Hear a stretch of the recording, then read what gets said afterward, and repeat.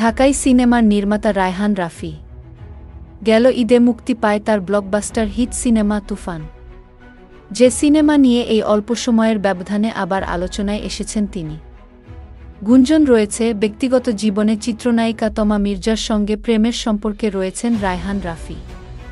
যদিও এ সম্পর্কের কথা কখনো স্বীকার করেননি এই যুগল। এর মধ্যে নতুন গুঞ্জন ডালপালা মেলেছে। সেটি হচ্ছে সম্পর্ক নাকি ভেঙে গেছে রায়হান রাফি ও তমা মির্জার। বিষয়টি নিয়ে খোলাসা করেছেন রাফি নিজেও। কিন্তু সত্যিটা কি? তাদের সম্পর্কের বিষয়টি আরও পোক্ত হয়েছিল দুজনের জন্মদিনের শুভেচ্ছা বার্তাকে ঘিরে। জন্মদিনে সামাজিক যোগাযোগ মাধ্যমে তাদের প্রেমময় পোস্টকে ঘিরে দুজনের সম্পর্ককে সত্যিই ধরে নিয়েছে নেটিজেনরা।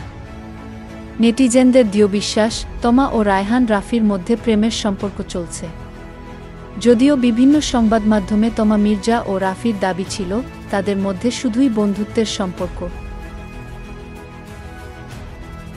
একটি বেসরকারি টেলিভিশন চ্যানেলের এক অনুষ্ঠানে রাফিকে প্রশ্ন করা হয়, অভিনেত্রী তমার সঙ্গে সম্পর্ক আগের মতো মধুর, আরও অধিকতর মধুর নাকি তিক্ততায় আছে এখন?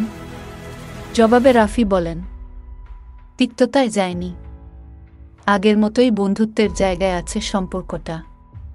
তবে আমাদের নিয়ে যে গুঞ্জন রয়েছে সেটা আসলে নেই।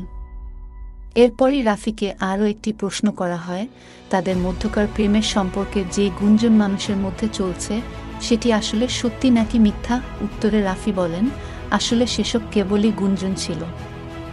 তবে আমাদের মধ্যে অনেক ভালো বন্ধুত্বের সম্পর্ক, যা আগেও ছিল এবং এখনও আছে। কিন্তু আমাদের নিয়ে মানুষ যেটা ভাবে সেটি নেই। রায়হান রাফির পরিচালনায় প্রথমবার খাঁচার ভেতর অচিন পাখি ওয়েব ফিল্মে অভিনয় করেছিলেন তমা মির্জা। এরপর ৭ নম্বর ফ্লোর সুরঙ্গ সিনেমায় অভিনয় করেন তমা।